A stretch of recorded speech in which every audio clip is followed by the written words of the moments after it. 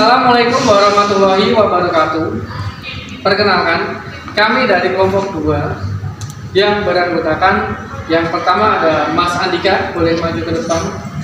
Yang kedua ada Mbak Andin, bisa maju. Yang ketiga ada Mbak Ayu Jihan, bisa maju. Yang keempat ada Mas David. Yang kelima ada saya sendiri, yaitu Peggy Sudiatma. Selanjutnya ada Mas Hendy. Dan yang terakhir ada Mbak Sukmawati. Ya. Nah, di sini kelompok kami yaitu kelompok 2 akan mempresentasikan tentang proses sizing atau proses pengajian. Sizing pada dasarnya adalah mempersiapkan benang agar kuat terhadap gesekan, lentur dan mampu ditenun pada kecepatan tinggi dan densitinya tinggi sesuai kualitas yang diharapkan. Maka proses sizing dianggap baik bila yang pertama, mampu meningkatkan tahan gesek benang walaupun pada mesin dengan RPM yang tinggi. Yang kedua, mampu meningkatkan kekuatan tarik benang atau standar meningkat sekitar 75%. Yang ketiga, mampu mempertahankan kelembutan atau soft surface dan fleksibilitas. Yang keempat, mampu menidurkan sebagian besar bulu-bulu serat benang atau bulu 3 mm maksimal sama dengan 5 piece atau per meter. Terus yang kelima, mampu mempertahankan daya mulur atau standar kurang lebih 75% dari aslinya. Yang keenam, mampu menyimpan kandungan air yang cukup untuk mencegah statistik elektrik. Yang ketujuh, mampu dihilangkan kaji dengan mudah, cukup dengan air panas ditambah NaOH atau enzim. Yang kedelapan, mampu bertahan dengan serangan jamur dan cendawan. Yang kesembilan dan yang terakhir, mengurangi fly waster selama proses pertenunan, terutama untuk mesin tenun berkecepatan tinggi. Jenis mesin tenun dan kecepatan peluncur RPM. Yang pertama itu mesin tenun shuttle dengan mempunyai kecepatan 160 sampai 180 RPM. Yang kedua mesin tenun jacquard mempunyai kecepatan 145 RPM. Dan yang ketiga itu mesin tenun projectile mempunyai kecepatan 200 sampai 350 RPM. Dan yang keempat adalah mesin tenun riva mempunyai kecepatan 300 RPM. Dan selanjutnya mesin tenun rapier atau RRT 280 mempunyai kecepatan 140 hingga 350 RPM. Selanjutnya adalah mesin tenun rapier Gamax dan Smith mempunyai kecepatan 500 RPM. Dan selanjutnya mesin tenun air jet loom atau AJL mempunyai kecepatan 500 hingga 900 RPM. Dan yang seterusnya mesin tenun water jet loom mempunyai kecepatan 500 hingga 900 RPM. Dan yang terakhir adalah mesin tenun propeller mempunyai kecepatan 900 watt. Mesin sizing dibedakan dalam hal sistem pengeringannya, yaitu 1. Hot air system atau pengeringan udara panas. Dan yang kedua itu cylinder dryer system, yaitu pengeringan silinder panas. Dan yang terakhir yaitu infrared drying system, yaitu pengeringan dengan sinar infrared. Gambar sederhana mesin sizing.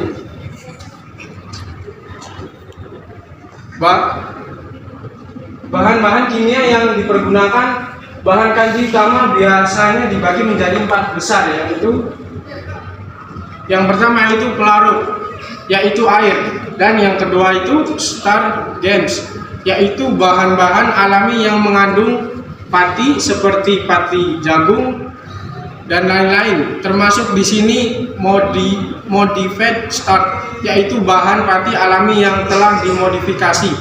Dan yang ketiga yaitu adhesive agents, yaitu bahan perekat buatan seperti PVI dan arsilik dan sebagainya. Dan yang terakhir yang keempat yaitu auxiliary agents, yaitu bahan pembantu lain seperti bahan pelumas, anti jamur dan bahan anti listrik statis.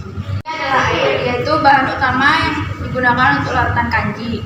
Bahkan jumlah air yang digunakan bisa mencapai lebih dari 75% dari total larutan obat kanji.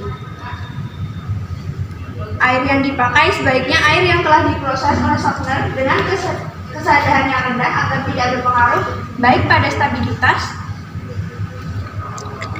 kekentalan maupun akibat-akibat lainnya yang terjadi karena reaksi unsur logam pada air dengan bahan kimia yang dipakai. Pati-patian yang sering dipakai untuk proses pengajian antara lain pati tapioka, pati jagung atau maizena, pati gandum atau terigu, dan lain sebagainya. Semua jenis pati-patian dalam bentuk yang asli mempunyai titik lemah, yaitu stabilitas yang rendah sangat tergantung pada perubahan temperatur dan cepat menggumpal atau cepat mengalami proses gelatinisasi, serta agak sulit menghilangkan kanjinya. Dari 3 contoh start di atas, pati jagung adalah yang paling stabil. Yang terjelek adalah pati tapioka. Namun karena harganya yang murah, jenis pati ini masih sering digunakan di pabrik-pabrik skala menengah kecil. Namun, pernyataan ini hanya berlaku untuk pati-pati asli yang belum dimodifikasi. Adapun setelah proses modifikasi, kualitas start tersebut setelahnya ditentukan oleh tingkat modifikasinya. Start adalah jenis pati-patian alami yang mendapatkan perlakuan khusus agar sifat jelek alaminya bisa dihilangkan. Salah satunya maka sifat dari modified start yang baik adalah kekentalannya stabil terhadap perubahan temperatur, tidak menggelatin saat temperaturnya turun, waktu memasaknya lebih cepat, pengerjaannya lebih mudah, daya rekat dan daya geseknya tinggi, mudah dihilangkan. Salah satunya jenis-jenis dari tingkat modified start ada 4 tingkat modified start plus dengan hanya penambahan zat tertentu tanpa mengubah struktur rantai molekul startnya. Misalnya penambahan Fe atau zat besi untuk tepung gandum atau tepung jagung. Maizena, penambahan Fe ini biasanya ada hubungannya dengan kebijakan pangan pemerintah agar rakyat terhindar dari kekurangan zat besi yang dapat menurunkan tingkat produktivitas masyarakat. Oksidasi atau dehidrasi atau efit atau plastisasi. Pada proses ini dilakukan agitasi mekanik untuk berubah memutus mata rantai molekul treatment dengan asid atau oksidasi. Ini adalah tingkat modified yang paling sederhana dan tentu belum mampu secara maksimal merubah karakter dasar strip terhadap pengaruh suhu.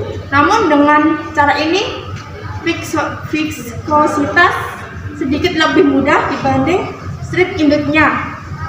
Khusus untuk jenis oksidasi, stabilitas viskositas meningkat, sedangkan jenis treatment dengan aksid akan menggunakan tendensi gel yang tinggi. Saya bahas tentang proses pasteurisasi atau pematangan.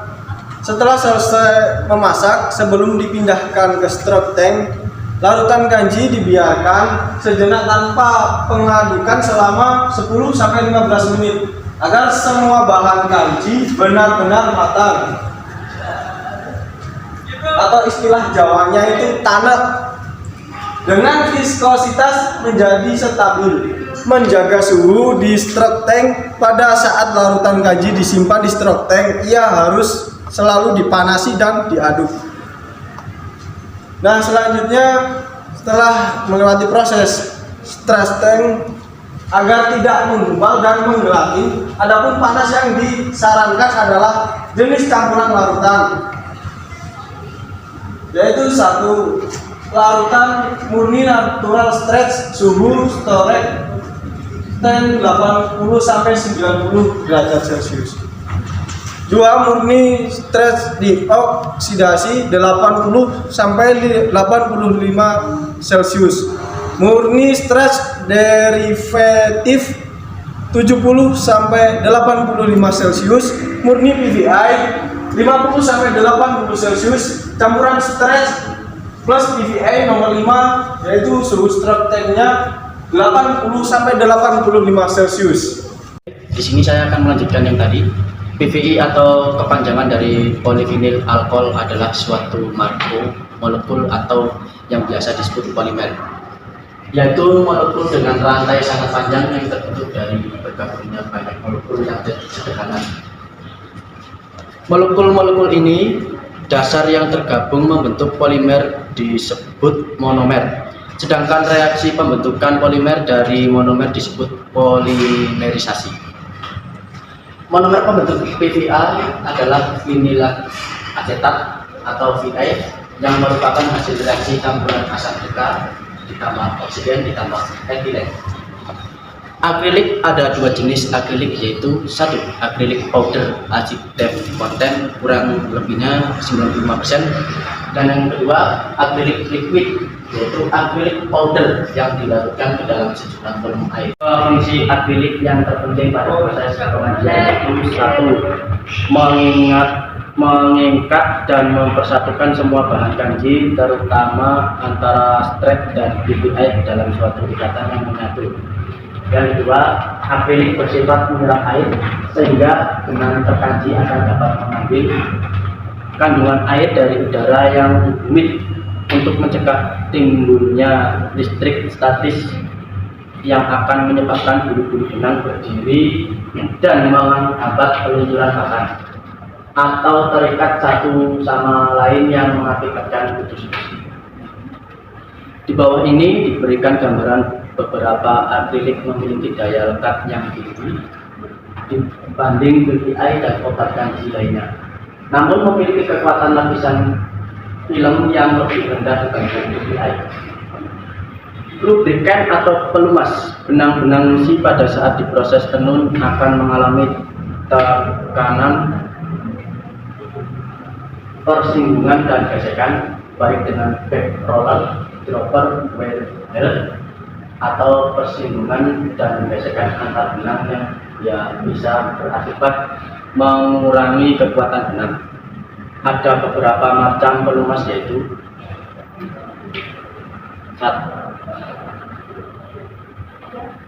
Selanjutnya ada contoh perawatan yang digunakan pada saat proses pengajian. Yang pertama, miskopak berfungsi untuk mengukur tekanan larutan kanji. Yang kedua, stopwatch berfungsi untuk mengukur kecepatan pada saat pengukuran tekanan larutan kanji. Yang ketiga, flat berfungsi untuk mengukur larutan kanji yang tercampur pada air. Yang keempat, termometer berfungsi untuk mengukur suhu pada larutan kanji ketika dimasak dan diproses. Yang kelima, penggaris berfungsi untuk mengukur draft atau mulut benang. Yang keenam, hardness berfungsi untuk mengukur tekanan gulungan benang pada rem tenun atau tidak boleh kubur dan sejajar. Dan yang terakhir, meteran berfungsi untuk mengukur lebar pada rem tenun sesuai dengan kartu produksi atau lebar kain yang diinginkan. Begitulah tentang presentasi dari kelompok kami. Bisa ada kekurangan dan salah kata, kami mohon maaf yang sebesar-besarnya. Sekian dan terima kasih. Wassalamualaikum warahmatullahi wabarakatuh.